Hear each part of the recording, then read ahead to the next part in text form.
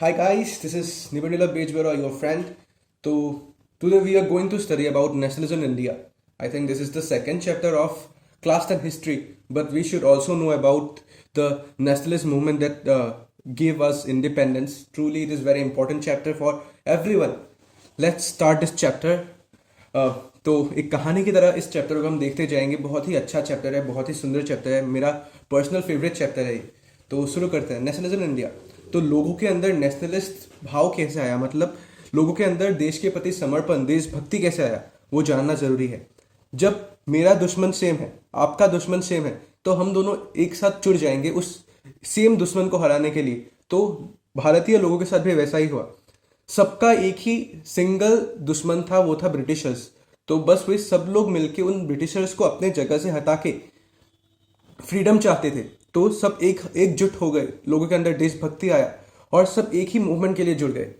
तो पहला जो हमारे जो नेशनलिस्ट मूवमेंट में पहला जो पड़ाव था वो फर्स्ट वर्ल्ड वॉर के कारण आया। फर्स्ट वर्ल्ड वॉर से क्या हुआ, जो 1914 में हुआ था, इंडिया में बहुत ज़्यादा डिफेंस एक्सपेंडिचर्स आ गए। वार लोन इम्पोज कर दिया गया कि हम ब्रिटिश लोग वार लड़ेंगे, लेकिन हम वार को फाइनेंस हमारे इंडियन पैसे से करेंगे। और जो हमारे विलेजर्स थे, विलेज के लोग थे, उनको जोर जबरदस्ती जो युवा युवा लड़के थे, जो यंग लड़के थे, उनको आर्मी में डाल दिया गया कि हमारे लिए तुम लड़ो और मरो। ब्रिटिश, हम तो वॉर वॉर में थे भी नहीं, ब्रिटिश के लिए हम लड़ रहे थे और हमारे यंग, हमारे यूथ ही बस अपना जान गंवा रहे थे। और इसके कारण विलेज में बहुत ज़्यादा लोगों के अंदर एंगर, गुस्सा आ गया था। उसके बाद और क्या क्या प्रॉब्लम हुआ वर्ल्ड वॉर के कारण। जो हमारा उस समय क्रॉप फेलियर हुआ था, क्रॉप फेलियर के कारण ग्रेन्स की कमी थी, फूड ग्रेन्स की कमी थी। लेकिन ब्रिटिशर्स ने क्या किया, जो भी फूड ग्रेन्स उगते थे उसको ब्रिटिश भेज देते थे आर्मीज के लिए, जो बहुत ही ज़्यादा अच्छी बात नहीं थी, एकदम ही खराब बात थी। उसके बाद इन्फ्लुएंजा एपिडेमिक भी आया था उसी समय, जिसने 12 से 13 मिलियन लोगों का जान ले लिया था। तो एक जानलेवा बीमारी भी था। वार लोन इम्पोज किया गया था, कस्टम ड्यूटीज भी इम्पोज किया गया था बहुत सी जगह में। तो बहुत ज़्यादा मुश्किलात का ऐसा एक समय छा गया था उसी वर्ल्ड वॉर के समय। तो लोगों के अंदर एक तो ब्रिटिशर्स के प्रति गुस्सा और भी बढ़ता जा रहा था। उसी समय एक लीडर आया था, महात्मा गांधी। साउथ अफ्रीका से वो लौट के आया था 1915 को। तो उन्होंने एक सत्याग्रह नाम का उन्होंने एक वेपन दिया, वेपन कह सकते हैं आप इसको। उन्होंने कहा कि if your cause is true and you are fighting against the oppressor, then physical force is not required to fight against the oppressor. अगर आपका सोच सही है और आप इनजस्टिस के खिलाफ लड़ रहे हैं, तो ऑपरेसर को हराने के लिए आपको वायलेंस या फिजिकल फोर्स की कोई जरूरत नहीं।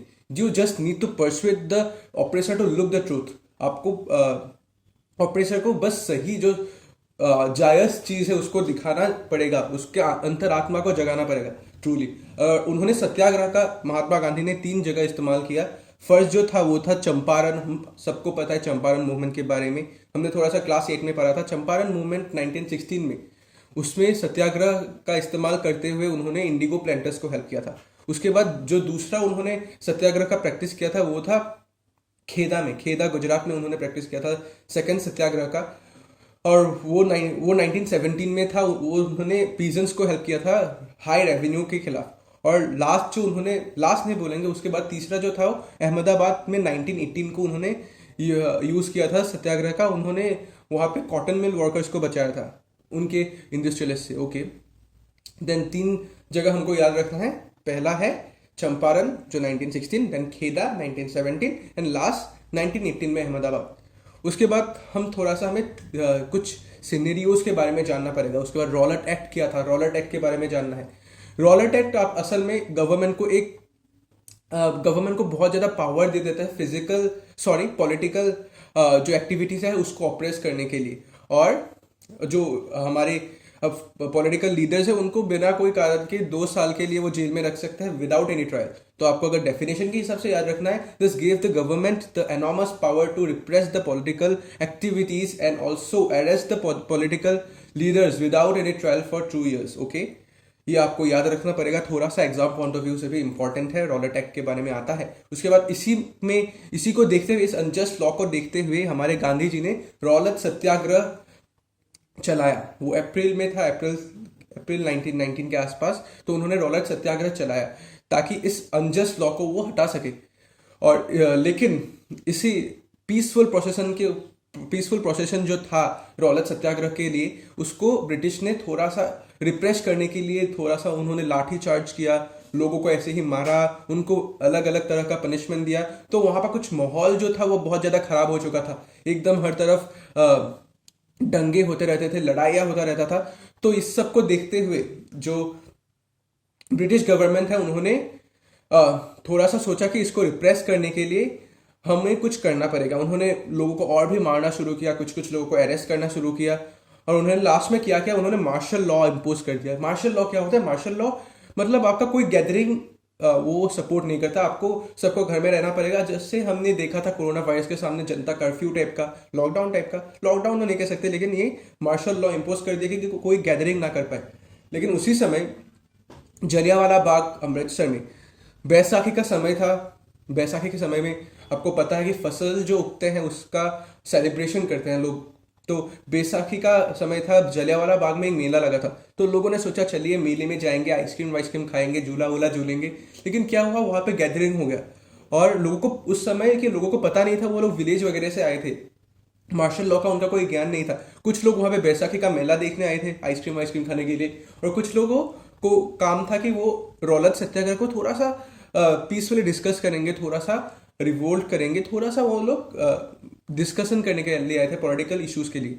तो उसी समय गैदरिंग हो गया था। तो क्या किया, जनरल डायर एक आर्मी जनरल थे ब्रिटिश गवर्नमेंट का, उन्होंने सारा गेट को ब्लॉक कर दिया और ब्लाइंड फायर शुरू कर दिया प्रोसेशन पे। उन्होंने वहां पे बहुत सारे लोगों को मार डाला, thousands of peoples were killed here. और बहुत सारे लोग, एक कुआं था, कुआं में कूद के मर गए। एक बड़ा सा कुआं था वहां पे जलियांवाला बाग में, अगर आप कभी जा सके तो जरूर देखना भी, वो एक टूरिस्ट अट्रैक्शन बन चुका है। वहां पे आपको भगत सिंह का स्टैचू मिलेगा, सरदार उधम सिंह का आपको स्टैचू मिलेगा। वहां पे बहुत सारे लोगों का जान गया, वहां पे थाउजेंड्स ऑफ पीपल्स का जान गया, बहुत से लोगों को चोट लगी। और ये एक बहुत ही ज्यादा इनह्यूमन आप कह सकते हैं एक्ट था, इसलिए इसको जलियांवाला बाग मैसेक्रे भी कहता है, क्योंकि बहुत सारे लोगों का जान भी गया है उसमें। और इसका डेट अगर आपको याद रखना है तो 13 अप्रैल 1919 को हुआ था। और जनरल डायर को जब पूछा गया कि आपने ऐसा क्यों किया, उन्होंने बोला कि he just want to create a sense of terror in the minds of Indians. तो वो जस्ट डराना चाहते थे इंडियंस को। तो उसके बाद हमने रॉलेट एक्ट के बारे में जान लिया। अभी मैं खिलाफत इशू था उसके बारे में थोड़ा सा जानना जरूरी है। खिलाफत इशू क्या था, जब फर्स्ट वर्ल्ड वॉर खत्म हो चुका था, वो ओटोमन एम्पायर जो थे वो हार गए थे, और ब्रिटिश, फ्रेंच, अमेरिकन वो जो थे वो जीत गए थे। तो ऐसा एक र्यूमर फैल गया कि ओटोमन एम्पायर के ऊपर एक हार्मफुल ट्रीटी इंपोज किया जाएगा। हमने पढ़ा था क्लास 9 में, ट्रीटी ऑफ वियना वगैरह पढ़ा था। उसी ट्रीटी, एक बहुत ज्यादा हार्मफुल ट्रीटी इंपोज किया जाएगा ओटोमन एम्पायर के ऊपर। लेकिन जो खलीफा थे मुस्लिम, जिसको स्पिरिचुअल हेड ऑफ मुस्लिम माना जाता है, वो राजा थे, उनके ऊपर अगर ट्रीटी इंपोज कर दिया जाएगा तो ऐसा लगेगा कि मुस्लिम लोगों को थोड़ा सा यहाँ पे उनको उनका राइट छीना जा रहा है, या उनको थोड़ा सा प्रताड़ना किया जा रहा है। तो मुस्लिम लोगों ने इसको हाईली अपोज किया, ऐसा लग रहा था उनका बेइज्जती हो रहा था, उनको ऐसा लग रहा था, इसलिए उन्होंने हाईली अपोज किया इस खिलाफत लॉ को, कि खलीफा के ऊपर इम्पोज जो ट्रीटी था उसको। और उन्होंने खिलाफत कमेटी फॉर्म किया। 2 अली ब्रदर्स थे, जो मोहम्मद अली और शौकत अली, उन्होंने खिलाफत कमेटी फॉर्म किया ताकि उसके साथ वो लड़ सके। और महात्मा गांधी भी इसी का फायदा उठाते हुए हिंदू और मुस्लिम को एकजुट करने के बारे में सोच रहे थे। तो हिंदू और मुस्लिम को यहाँ पे यूनाइट किया गया, और ये खिलाफत लॉ स्टार्ट हुआ है इसी समय, इसी जगह से। और यहाँ से हिंदू और मुस्लिम के यूनिटी का शुरुआत हो गया था। अभी हमने खिलाफत लॉ पढ़ लिया, रॉलेट एक्ट पढ़ लिया, सत्याग्रह के बारे में पढ़ लिया। तो हम थोड़ा सा रिवाइज कर लेते हैं। हमने पहले पढ़ा था कि लोगों के अंदर बॉन्डिंग कैसे है, उसके बाद हमने देखा कि सत्याग्रह कैसे शुरू किया गांधी जी ने, फिर हमने रॉलेट एक्ट के बारे में देखा, फिर हमने खिलाफत लॉ के बारे में देखा। तो अभी इन सभी को एक बेस बना के तो महात्मा गांधी ने नॉन कोऑपरेशन मूवमेंट शुरू किया। नॉन कोऑपरेशन मूवमेंट क्यों शुरू किया? क्योंकि महात्मा गांधी अपने बुक पे लिखते हैं, हिंद स्वराज नाम के, कि ब्रिटिश जो रूल है हमारे इंडिया में बस हमारे कॉरपोरेशंस के कारण ही चल रहा है। अगर हम कॉरपोरेट करना बंद कर देंगे ब्रिटिश को, तो उनका जो ब्रिटिश लॉ है वो खराब हो जाएगा, वो यहाँ पे चल नहीं पाएगा, उनको इंडिया छोड़ के जाना पड़ेगा। तो महात्मा गांधी मानते थे बस इंडियंस के कॉर्पोरेशंस के कारण ही ब्रिटिश इंडिया पे रूल कर पा रहे। तो महात्मा गांधी ने बोला लेकिन हमें जो ये है नॉन कोऑपरेशन मूवमेंट कुछ स्टेजेस में स्टार्ट करना पड़ेगा। फर्स्ट स्टेज ये था कि हमें जो ब्रिटिश गवर्नमेंट ने जो टाइटल्स दिया है उसको छोड़ना पड़ेगा। मतलब जो कभी कभी ब्रिटिश गवर्नमेंट टाइटल देता, रविंद्रनाथ टैगोर जी को दिया था, महात्मा गांधी को भी दिया था शायद, और जो टाइटल्स दिया था ब्रिटिश द्वारा उसको छोड़ने के लिए बोला। और सेकंड स्टेज में क्या बोला कि जो हम सिविल सर्विस कर रहे हैं, वो चाहे पुलिस का हो, आर्मी का हो, चाहे और कुछ हो, उसको छोड़ने के लिए गांधी जी ने कहा अगर यहाँ पे ब्रिटिश ने कुछ भी किया तो वो एक full fledged civil disobedience movement, मतलब नॉन कोऑपरेशन मूवमेंट स्टार्ट कर देंगे। तो यही था जो स्टेजेस था। लेकिन हमें नॉन कोऑपरेशन मूवमेंट कैसे कैसे हेल्ड हुआ डिफरेंट जगह में, वो हमको जानना है। फर्स्ट टाउन्स के बारे में जानते हैं, क्योंकि उसको जानना जरूरी है। वहां पे मिडिल क्लास पार्टिसिपेशन हुआ था टाउन्स में। तो बच्चे स्कूल्स जाना छोड़ दिए, टीचर्स ने पढ़ाना छोड़ दिया, सिविल सर्वेंट जो थे वो ऑफिस जाना छोड़ दिए, और उसके बाद जो लॉयर्स थे उन्होंने प्रैक्टिस करना छोड़ दिया। तो लोग अपने अपने काम को छोड़ रहे थे ताकि वो कॉर्पोरेट करना बंद कर सके। जो कॉटन क्लोथ्स थे, कॉटन मिल क्लोथ्स थे आपके ब्रिटेन से, उसको बॉयकॉट किया गया और खादी को प्रमोट किया गया। फिर आपका फिर खादी को प्रमोट किया गया। उसके बाद जो लाइकर शॉप्स थे, शराब के दुकान, उसको हटाया गया, पिट कर दिया गया। उसके बाद लोगों ने सब जो फॉरेन गुड्स थे उसको बॉयकॉट करना शुरू कर दिया। इसी के तरह ऐसे ही टाउन्स में मूवमेंट चल रहा था, लेकिन उसका कुछ लिमिटेशंस भी था। अभी बच्चे ने स्कूल जाना छोड़ दिया, कॉलेज जाना छोड़ दिया, टीचर्स ने पढ़ाना छोड़ दिया गवर्नमेंट के स्कूल और कॉलेजेस में, लेकिन उनको कुछ और इंस्टीट्यूशंस तो चाहिए होगा, क्योंकि उनको स्कूल तो जाना पड़ेगा, पढ़ाई तो करना पड़ेगा। लेकिन हमारे इंडियन कोई इंस्टीट्यूशन था ही नहीं, तो उनको रिज्वाइन करना पड़ गया। और उसके बाद खादी का जो प्राइस था वो बहुत ज़्यादा था कंपेरेटिवली कॉटन मिल क्लोथ्स जो थे ब्रिटेन के उससे। तो पोर्स जो थे, जो गरीब थे, वो इतना एफर्ट नहीं कर सकते थे। उन्होंने इसलिए उनको आखिर में फिर से कॉटन मिल क्लोथ्स खरीदना पड़ा। तो ये कुछ लिमिटेशंस थे टाउन्स में नॉन कोऑपरेशन मूवमेंट का। और उसके बाद हम विलेज में जाते हैं। विलेज में आपका अवध का कहानी यहाँ पे बताया गया है। जो बाबा रामचंद्र थे वो एक इंडेंशियल लेबर थे फिजी के, तो उन्होंने इस मूवमेंट को हेल्प किया था। उनका नोशन, जो उनका मोटिव था वो सेम था, एक जैसा, थोड़ा सा अलग था। सॉरी, उनका जो मोटिव था नॉन कोऑपरेशन मूवमेंट का वो थोड़ा सा अलग था। वो चाहते थे कि उनका रेवेन्यू जो है उसको रिड्यूस कर दिया जाए, और जो बेकार थे, जो फोर्स लेबर था, उसको बंद किया जाए, और जो उनका लैंडलॉर्ड्स थे, ऑपरेसिव लैंडलॉर्ड्स, उनको बॉयकॉट किया जाए। तो आपको सिंपल भाषा में अगर कहना चाहे, notion of the villagers are the reduction of revenue, abolition of begar and social boycott of oppressive landlords. तो इनका तीन मोटिव था नॉन कोऑपरेशन मूवमेंट में पार्टिसिपेट करने का। उन्होंने नाई धोबी बंद किया। नाई धोबी बंद मतलब बाल काटने वाले जो सलून्स था उनको बंद कर दिया गया। धोबी जो लॉन्ड्रीज था उनको बंद कर दिया, कि जैसे जैसे लैंडलॉर्ड्स को जो बेसिक नीड्स है उसे डिप्राइव कर सके। उसके बाद क्या किया गया, उसके बाद हमारे नेहरू जी, जवाहरलाल नेहरू हुए, अवध के शहर के लिए आए। उन्होंने देखना चाहा सिनेरियो के बारे में, उन्होंने बहुत कुछ देखा। तो उन्होंने बाबा रामचंद्र और नेहरू जी ने मिलके अवध किसान सभा फॉर्म किया। तो इससे मूवमेंट आगे बढ़ा। लेकिन थोड़ा सा प्रॉब्लम क्या था, वो लोग वायलेंस ऑप्ट कर लेते थे जो विलेजर्स थे, और महात्मा गांधी को एस्पिरेशंस के हिसाब से बोल देते थे। मतलब उन्होंने महात्मा गांधी से ये सीखा है, लेकिन महात्मा गांधी तो वायलेंस बिल्कुल भी प्रमोट नहीं करता था। तो ये थोड़ा सा लिमिटेशन था विलेजेस में। अभी हम ट्राइबल्स के बारे में जानेंगे। ट्राइबल्स में एक बहुत ही ज़्यादा इंपॉर्टेंट नाम अलूरी सीताराम राजू के बारे में है। लेकिन आपने फिल्म देखा होगा RRR, उसमें दिखाया गया है अलूरी सीताराम राजू, लेकिन वो बिल्कुल आपका थोड़ा सा फिक्शनल भी है वो फिल्म में। तो अलूरी सीताराम राजू इनके लीडर थे। यहाँ पे मिलिटेंट गुरिल्ला वॉरफेयर, जो छुप के वार करने का जो टेक्निक था, वो यहाँ पे बहुत ज़्यादा प्रचलित था। और इनका नोशन क्या था, उनको फॉरेस्ट लॉ से मुक्ति चाहिए था, क्योंकि यहाँ पे ब्रिटिश गवर्नमेंट ने बहुत ज़्यादा फॉरेस्ट लॉ इम्पोज करके रखा था, जिससे जो विलेजर्स थे वो जा नहीं सकते थे फॉरेस्ट में अपने, मतलब उनको डिप्राइव किया गया था। उनके जो राइट्स थे उनसे उनको डिप्राइव किया गया था विलेजर्स को। तो इससे बहुत ज़्यादा खुश नहीं थे विलेजर्स, बहुत ज़्यादा नहीं, बिल्कुल ही खुश नहीं थे। तो अलूरी सीताराम राजू कहते थे वो कि उनके अंदर वो कैपेसिटी है कि वो एस्ट्रोलॉजिकल प्रेडिक्शंस कर सके, और वो इवन बुलेट शॉट, जो गोली है उससे भी, बंदूक की गोली से भी खुद को बचा सकते थे। और वो कहते थे कि उनके अंदर पावर है कि वो लोगों को समझा सके, वो लोगों को हील कर सके, और उनको भी लोग इनकारनेशन ऑफ गॉड मतलब भगवान का अवतार मानते थे। तो उन्होंने, वो महात्मा गांधी को सपोर्ट करते थे, वो नॉन कोऑपरेशन मूवमेंट को भी सपोर्ट करते थे, लेकिन वो ये भी मानते थे कि वायलेंस जब तक नहीं करेंगे तब तक हमको इंडिपेंडेंस नहीं मिलेगा, तो वो वायलेंस ऑप्ट कर लेते थे। इसलिए उनको 1924 में उनको जेल भेज दिया गया, आखिर में उनको फांसी भी दे दिया गया 1924 के समय। तो इसी के साथ हमने सिविल डिसोबीडियंस मूवमेंट को, सॉरी नॉन कोऑपरेशन मूवमेंट को कंप्लीट किया, लेकिन उसको विड्रॉ क्यों किया था महात्मा गांधी ने, ये भी जानना जरूरी है। चौरी चौरा एक जगह है गोरखपुर के पास यूपी में, वहां पे एक पीसफुल प्रोसेशन बहुत ज्यादा वायलेंट हो गया, उन्होंने पुलिस स्टेशन तोड़ दिया, बहुत सारे पुलिस कर्मचारियों को मारा और बिल्डिंग्स वगैरह जला दिया। इससे महात्मा गांधी को ये लगा कि हमारे जो लोग यहाँ पे हैं वो ज्यादा ट्रेंड नहीं है सत्याग्रह के लिए, इसलिए महात्मा गांधी ने आखिर में कॉल ऑफ कर दिया नॉन कोऑपरेशन मूवमेंट को।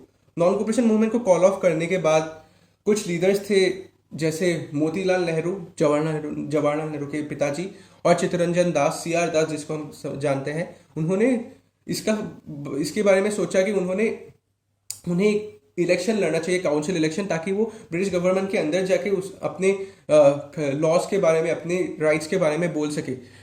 तो उन्होंने स्वराज पार्टी फॉर्म किया उस समय, चित्तरंजन दास और मोतीलाल नेहरू ने मिलकर। लेकिन कुछ रेडिकल जो हमारे लीडर्स थे, जैसे सुभाष चंद्र बोस, जवाहरलाल नेहरू, उन्होंने इसको थोड़ा सा अपोज किया था।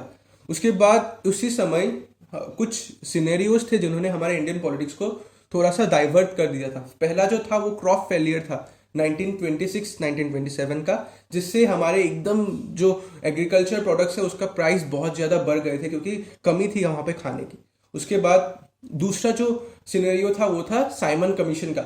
साइमन कमीशन क्या था, जो हमारे टॉरी गवर्नमेंट था ब्रिटिश में, उन्होंने सोचा कि इंडिया को कुछ कॉन्स्टिट्यूशन दिया जाए, इसी कारण उन्होंने जॉन साइमन को अपॉइंट किया कि वो एक कॉन्स्टिट्यूशन ड्राफ्ट करके दे हमारे इंडियंस को। लेकिन उस कमिटी में कोई भी एक सिंगल इंडियन नहीं था, जिससे बहुत ज्यादा गुस्सा हो गए इंडियंस।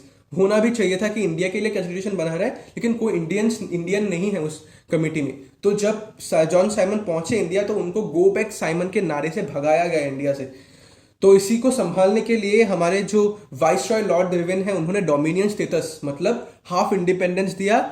हाफ इंडिपेंडेंस मतलब सारा इलेक्शन वगैरह लड़ने का, जो नौकरी है उनको करने का हम राइट्स तो तुमको दे रहे हैं, लेकिन जो सुप्रीम हेड रहेगा वो ब्रिटिश रहेगा, मतलब उसी को डोमिनियन स्टेटस कहते हैं। और राउंड टेबल कॉन्फ्रेंस ऑर्गेनाइज किया इसी कॉन्स्टिट्यूशन के बारे में थोड़ा सा डिस्कस करने के लिए, ताकि वो लोगों को थोड़ा सा लुभा सके। लेकिन कुछ रेडिकल जो लीडर्स थे, मैंने पहले भी बोला था, जवाहरलाल नेहरू और सुभाष चंद्र बोस, उन्होंने इस चीज को रिजेक्ट कर दिया। वो ये नहीं चाहते थे। उन्होंने लाहौर सेशन जो था 1929 का, उन्होंने ये डिसाइड किया कि वो फुल इंडिपेंडेंस चाहेंगे और उनको पूर्ण स्वराज, जिसको कहा है पूर्ण स्वराज चाहिए, और 26 जनवरी को इंडिपेंडेंस डे मनाएंगे।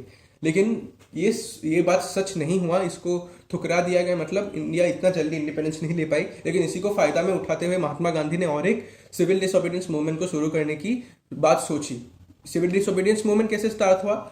महात्मा गांधी ने 11 डिमांड के साथ लॉर्ड इरविन को एक लेटर भेजा था, जो 11 मार्च से पहले फुलफिल करना था। लेकिन लॉर्ड इरविन ने इसको सीरियसली नहीं लिया, इसलिए महात्मा गांधी ने सोचा कि वो एक मूवमेंट लॉन्च करेंगे। उन्होंने सोचा कि सॉल्ट जो है, जो नमक है, वो बेसिक कम्युनिटी है जो बोथ पुअर एंड रिच के द्वारा यूज किया जाता है, तो इसके ऊपर तो टैक्स नहीं होना चाहिए, क्योंकि इसको सब यूज करते हैं, और इसके ऊपर हाई टैक्स था उस समय। तो इसी को हटाने के लिए महात्मा गांधी ने सॉल्ट मार्च शुरू किया दांडी तक, मतलब साबरमती आश्रम से दांडी तक, जो आई थिंक 240 माइल्स है, और 24 डेज में उन्होंने उस डिस्टेंस को कवर किया अलॉन्ग विथ हिज 78 वॉलंटियर्स, जो तेज चल सकते थे। वो जगह जगह में रुक के सिविल डिसोबीडियंस मूवमेंट का ज्ञान भी लोगों को देते गए, और आखिर में वो दांडी पहुंच के नमक बना के देख दिया, देखो हमने नमक बनाया और तुमने हमारा कुछ बिगाड़ भी नहीं पाया, हमने खुद वाटर बॉईल करके नमक बना के दिया है यहाँ पे। इसी के साथ बहुत जगह भी सॉल्ट फ्लोर तोड़ा गया, बहुत जगह भी नमक बनाया गया।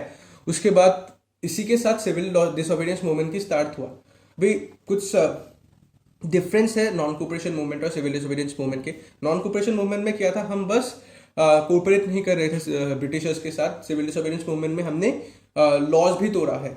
उसके बाद यहाँ पे कोई टैक्स का कोई खेल नहीं था, यहाँ पे हमने टैक्स देना बंद कर दिया था हमारे सिविल डिसोबीडियंस मूवमेंट में। उसके बाद और क्या था, और यहाँ पे हमारा लोगों का पार्टिसिपेशन थोड़ा सा ज़्यादा था नॉन कोऑपरेशन मूवमेंट में। हम देखेंगे सिविल डिसोबीडियंस मूवमेंट में थोड़ा सा कम हो जाएगा लोगों का पार्टिसिपेशन। उसके बाद सिविल डिसोबीडियंस, मैंने एक चीज़ आपको नहीं बोला था यहाँ पे, नॉन कोऑपरेशन मूवमेंट में भी एक और ग्रुप था जिन्होंने पार्टिसिपेट किया था, वो था प्लांटेशन वर्कर्स। प्लांटेशन वर्कर्स ने कैसे पार्टिसिपेट किया था, उनको जो प्लांटेशन फील्ड था आसाम से, उनको फ्रीली इन एंड आउट जाने का, मतलब अंदर बाहर जाने का राइट्स नहीं था according to the inland immigration act of 1859। तो उनको अंदर बाहर जाने का राइट नहीं था। लेकिन महात्मा गांधी के अराइवल से उन्होंने सोचा कि उनको अभी ये राइट है कि वो अंदर बाहर जा सकते थे, अभी सब कुछ उनके लिए फ्री हो जाएगा। इसीलिए उन्होंने ये सोच के ये सोच लिया कि अभी तो हमारा गांधी राज आ गया, हम बाहर जा सकते हैं। उन्होंने अपने घर की तरफ जाना शुरू कर दिया, लेकिन उनको रास्ते में पकड़ के बहुत ज़्यादा पुलिस के द्वारा मारा गया। अभी हमने नॉन कोऑपरेशन मूवमेंट भी देख लिया, सिविल डिसोबीडियंस मूवमेंट भी देख लिया स्टार्टिंग का। उसके बाद हम देखेंगे सिविल डिसोबीडियंस मूवमेंट में कैसे कैसे पार्टिसिपेशन आए थे। पहले लोग तो हमारे जो रिच पीजेंट्स था उन्होंने पार्टिसिपेट किया था, उनका नोशन भी सेम था, उनको रेवेन्यू में रिडक्शन चाहिए था। उसके बाद जो पुअर पीजेंट्स थे उन्होंने पार्टिसिपेट किया था, उनको रेवेन्यू में रिडक्शन भी चाहिए था, और जो रेंट उनको पे करना पड़ता था लैंडलॉर्ड्स को, वो भी उनको माफ करना था। उसके बाद इंडस्ट्रियलिस्ट ने पार्टिसिपेट किया था, जो रिच इंडस्ट्रियलिस्ट थे जैसे जीडी बिरला और पुरुषोत्तम दास ठाकुर दास, उन्होंने पार्टिसिपेट किया था। उनका नोशन था कि उनको इंपोर्ट गुड्स के खिलाफ थोड़ा सा सपोर्ट मिले। उसके बाद लास्ट जो पार्टिसिपेशन था वो था जो इंडस्ट्रियल वर्कर्स थे, उन्होंने भी पार्टिसिपेट किया था। उनको इंडस्ट्रियलिस्ट के जो लेबर राइट्स थे उनसे थोड़ा सा छूट चाहिए था। उसके बाद लास्ट जो इस सिविल डिसोबीडियंस मूवमेंट में वुमेन्स ने भी पार्टिसिपेट किया था। वुमेन का पार्टिसिपेशन बहुत ही ज़्यादा बढ़िया था उस समय, उन्होंने सॉल्व बनाया, वो बहुत सारे वुमेन जेल भी गए। लेकिन महात्मा गांधी ने बोला कि वुमेन पार्टिसिपेट कर रहे हैं वो अच्छी बात है, लेकिन उनका मेन काम है वो घर संभाले, एक अच्छी माँ और अच्छी पत्नी बने। इसलिए थोड़ा सा वुमेन्स के जो दिल में ठेस लगा इस बात से महात्मा गांधी जी के।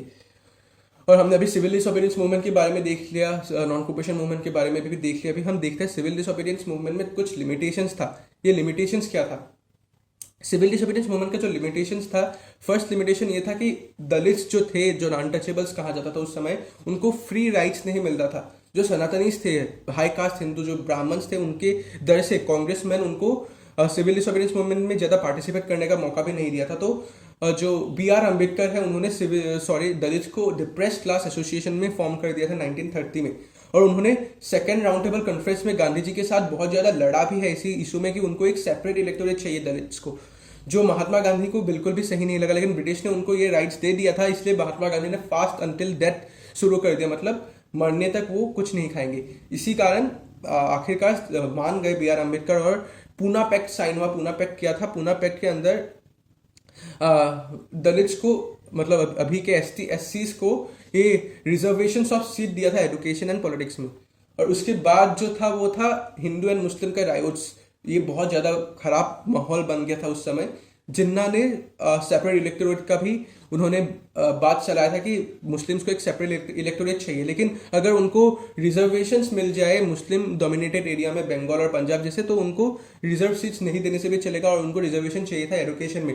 लेकिन जो हमारे M.R. जयाकर थे हिंदू महासभा के, उन्होंने इसको स्ट्रांगली अपोज कर दिया। इसलिए जो वो सेपरेशन था पाकिस्तान इंडिया का, उसको रोक नहीं पाए और सेपरेशन आखिरकार हो गया।